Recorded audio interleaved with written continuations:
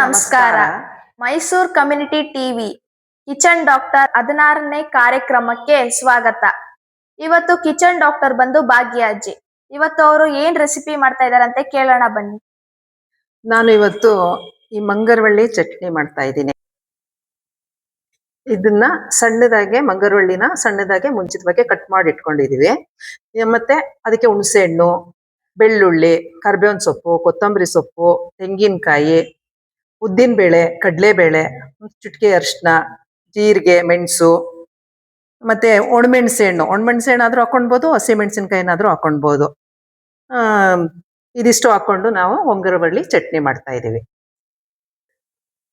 ಮಂಗರವಳ್ಳಿದು health benefits ಏನಪ್ಪಾ ಅಂದ್ರೆ, ಈಗ ಫ್ರಾಕ್ಚರ್ ಆಗಿರೋರು ಅಥವಾ ಮೂಳೆ ಉಳುಕಿರುತ್ತಲ್ಲ, ಆಗ ಮಂಗರವಳ್ಳಿನ ಜಜ್ಬಿಟ್ಟು ಹುಣಸೆ ಹಣ್ಣನ್ನ ಪೇಸ್ಟ್ ಮಾಡ್ಕೊಂಡು ಒಂದ್ ಸ್ವಲ್ಪ ಅರಿಶಿನ ಹಾಕ್ಬಿಟ್ಟು ಮೂರನ್ನು ಮಿಕ್ಸ್ ಮಾಡ್ಬಿಟ್ಟು ಅದನ್ನ ಅಪ್ಲೈ ಮಾಡ್ಬೇಕು.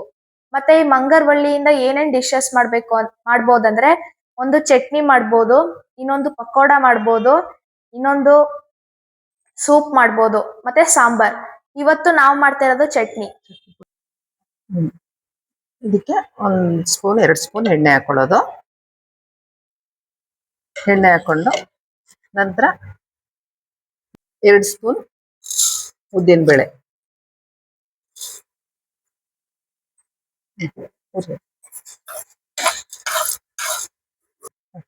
1-2 ಸ್ಪೂನ್ ಕಡಲೆಬೇಳೆ,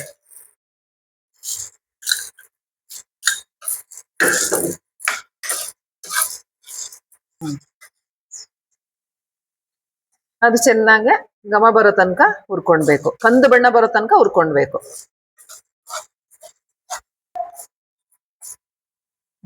ಈಗ ಕಂದು ಬಣ್ಣ ಬಂದಿದೆ, ಘಮ ಘಮ ವಾಸನೆ ಬರ್ತಾ ಇದೆ. 1 ಸ್ಪೂನ್ ಅಷ್ಟು ಜೀರಿಗೆ, ಒಂದು 7-8 ಕಾಳು ಮೆಣಸು, ಬೆಳ್ಳುಳ್ಳಿ ಹಾಕೊಳ್ಳೋದು,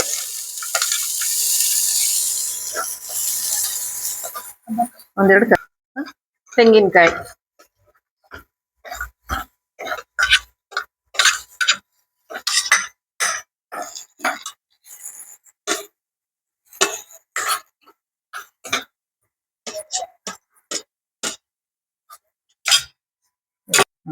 ಒಂದು ನಲ್ಲಿಕಾಯಿ ಗಾತ್ರದ ಹುಣಸೆ ಹಣ್ಣು,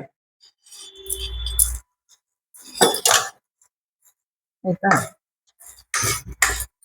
ಒಂದು ಚಿಟಿಕೆ ಅರಿಶಿನ,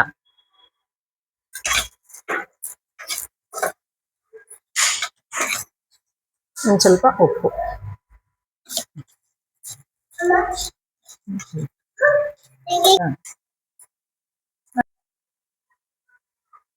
ಇದೆಲ್ಲ ಹುರಿದಾಗಿದೆ. ಇವಾಗ ಇದನ್ನ ಸಪ್ರೇಟ್ ಆಗಿ ಒಂದು ಪ್ಲೇಟ್ಗೆ ಸುರ್ಕೊಳ್ಳೋಣ.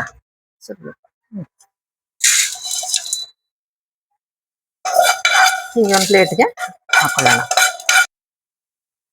ಇದೇ ಬಾಣಲಿಗೆ ಒಂದ್ ಸ್ವಲ್ಪ ಎಣ್ಣೆ ಹಾಕಿ, ಅದೇ ಘಾಟ್ ಬರುತ್ತೆ ಅನ್ನೋದಕ್ಕೋಸ್ಕರ ಎಣ್ಣೆ ಹಾಕಿ ಮೆಣಸೆ ಹಣ್ಣನ್ನ ಹುರ್ಕೊಳ್ಳೋದು. ನಮ್ಗೆ ಖಾರ ಜಾಸ್ತಿ ಬೇಕು ಅಂದ್ರೆ ಒಂದ್ ಸ್ವಲ್ಪ ಜಾಸ್ತಿ ಹಾಕೊಳ್ಳೋದು, ಖಾರ ಕಡಿಮೆ ಬೇಕು ಅಂದ್ರೆ ಒಂದು 8-10 ಮೆಣಸಿನ್ಕಾಯಿ ಇಷ್ಟು ಚಟ್ನಿಗೆ ಅಷ್ಟು ಹಾಕೊಳ್ಳೋದು.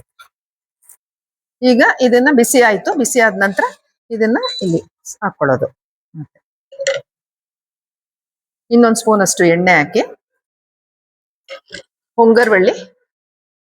ಲಾಸ್ಟ್ ಅಲ್ಲಿ ಒಂಗರವಳ್ಳಿನ ಕಟ್ ಮಾಡಿ ಇಟ್ಕೊಂಡಿದೀವಲ್ಲ, ಆ ಒಂಗರವಳ್ಳಿ ನರಳೆ ಕುಡಿನ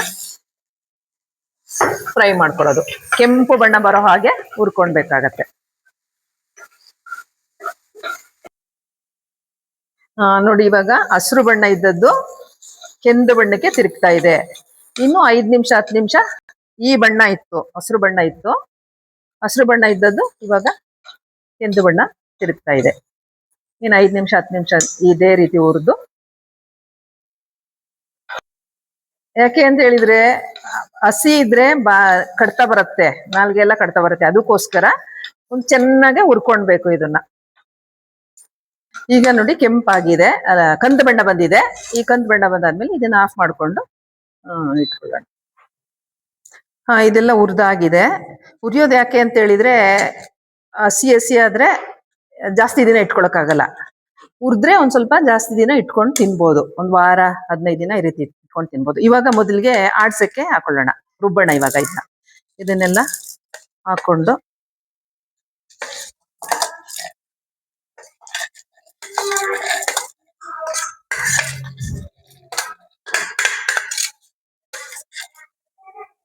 ಒಂದ್ ಸ್ವಲ್ಪ ಆಗ್ಲೇ ಉರಿವಾಗ ಒಂದ್ ಸ್ವಲ್ಪ ಉಪ್ಪು ಹಾಕಿದೀವಿ.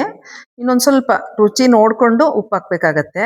ಜಾಸ್ತಿ ಉಪ್ಪು ಆಗೋದ್ರೂ ಚೆನ್ನಾಗಿರಲ್ಲ. ಸಪ್ಪೆ ಆದ್ರೆ ಮತ್ತೆ ಸೇರಿಸ್ಕೊಳ್ಬೋದು.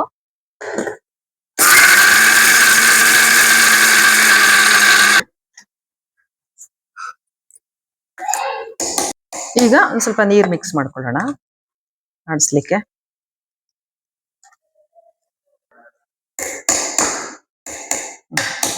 ನೀರ್ ಮಿಕ್ಸ್ ಮಾಡ್ಕೊಂಡು ಮತ್ತೆ ರುಬ್ಬೋಣ.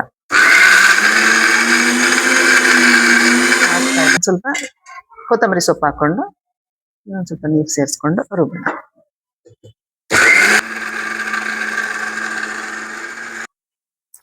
ಇವಾಗ ನುಣ್ಣಗಾಗಿದೆ, ರುಬ್ಕೊಂಡಿದೀವಿ, ಎಲ್ಲ ನುಣ್ಣಗಾಗಿದೆ. ಈಗ ಇದಕ್ಕೆ ಒಗ್ಗರಣೆ ಕೊಡ್ಬೇಕು. ಒಗ್ಗರಣೆಗೆ 1 ಸ್ಪೂನ್ 2 ಸ್ಪೂನ್ ಅಷ್ಟು ಎಣ್ಣೆ ಹಾಕೊಳ್ಳೋಣ. ತುಪ್ಪ ಹಾಕಿದ್ರು ಚೆನ್ನಾಗಿರುತ್ತೆ. ಸಾಸಿವೆ ಹಾಕಿ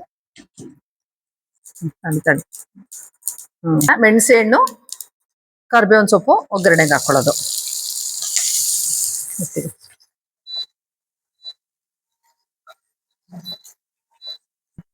ನಂತರ ಆಡಿಸಿ ರುಬ್ಬಿಟ್ಕೊಂಡಿರುವಂತ ಮಿಶ್ರಣನ ಇದಕ್ಕೆ ಸೇರಿಸೋದು.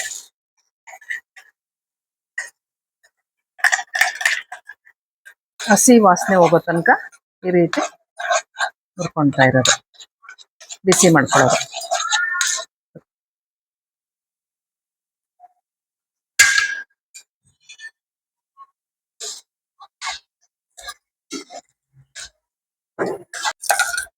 ಇದಕ್ಕೆ ಒಂದ್ ಸ್ವಲ್ಪ ನೀರ್ ಸೇರಿಸ್ಕೊಂಡು ಅದೇ ಜಾರ್ ತೊಳ್ಕೊ.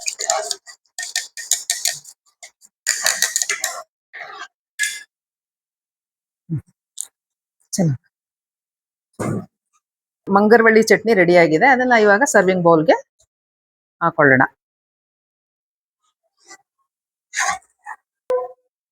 ಈಗ ಹೆಚ್ಚಿಟ್ಕೊಂಡಿರೋ ಕೊತ್ತಂಬರಿ ಸೊಪ್ಪನ್ನ ಮೇಲೆ ಸುಮ್ಮನೆ ಹಾಕೋಣ.